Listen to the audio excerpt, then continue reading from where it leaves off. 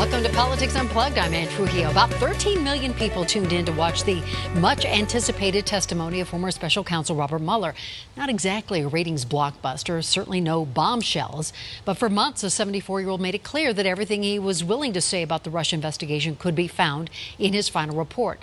Still, a lot of people weren't content with that answer and wanted to hear details, so he went before Congress. Democrats hoped that hearing him talk about his findings on national TV would bring more attention to President Trump's actions.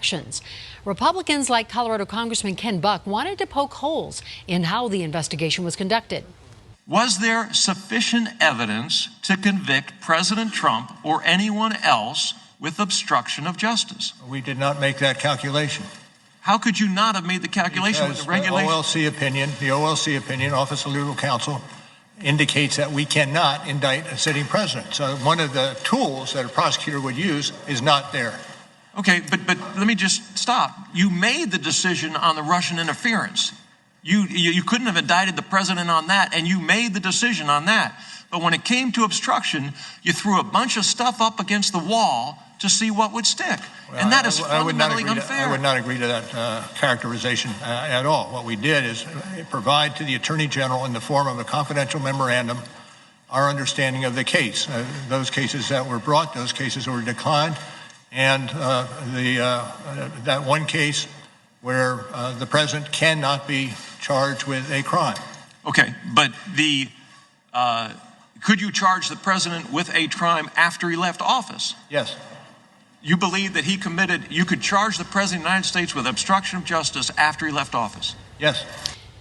And Mueller later clarified that he did not mean he would have charged President Trump with a crime, only that it would be allowed once he has left office. Now, among those watching, Democratic presidential candidate Marianne Williamson, who happened to be in Denver for a conference, and I talked to her about the issues, about why she should be president, and about the Mueller report. Would your Justice Department see fit to prosecute President Trump once he's out of office? Well, certainly my Attorney General would be free to do that, but my Attorney General would not exactly be taking instructions from me, because that's not the proper relationship between the President and the Attorney General.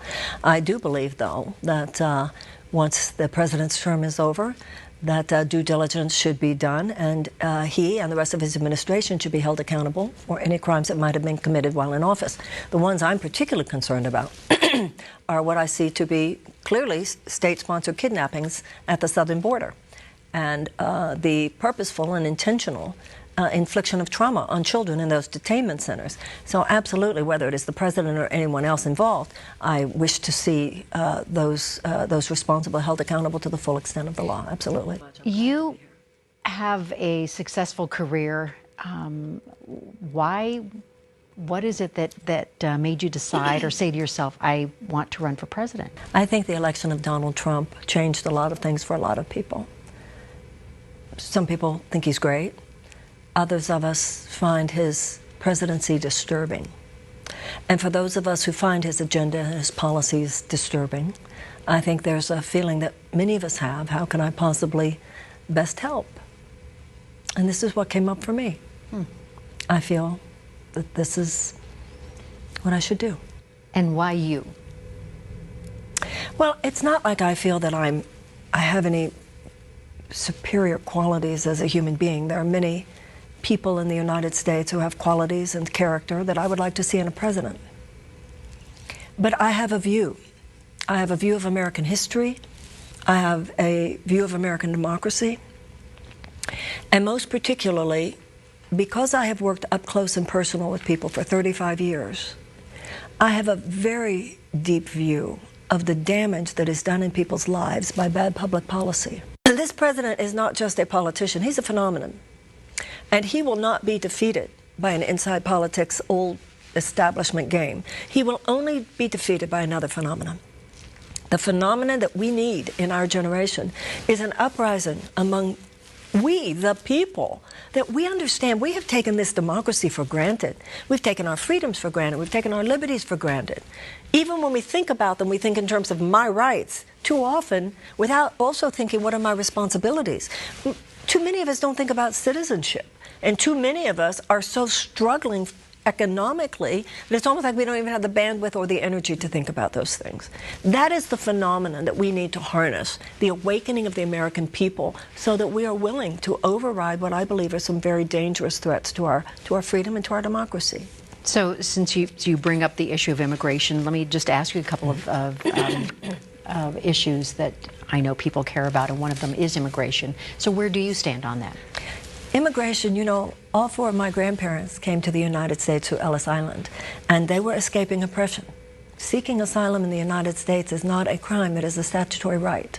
And the idea that we are open, your huddled masses yearning to breathe free, if we're not going to mean that anymore, we should take the Emer Lazarus poem off the Statue of Liberty. That is a core value of our democracy, and I believe it's heartbreaking as well as very un-American, the way that value has been attacked in our time. Abortion. I believe that the issue of abortion is an issue of private morality, and I don't believe that the government should have anything to say about a person's private moral decisions. I have faith in the American woman and her ability to make her own moral decisions and biological choices. Climate change. Climate change is the greatest existential threat to our survival as a species at this point. And we have 12 years, some people say even less than 12 years, not only to stop climate change, but to reverse it. Where do you stand on legalizing marijuana? Oh, I think we should legalize marijuana. And not only should we legalize marijuana, but once it is federally legalized, if I'm president, all of the people who are in jail, many of whom basically had their youth stolen, who are in jail on marijuana-related charges, gone, over. Not only released from prison, but also I think that we should take care of those people in many ways with such things as tax relief, tax incentives to people who would hire them. So I know you talk about income inequality quite a lot, reparations for slavery. You talked about college debt and college for free.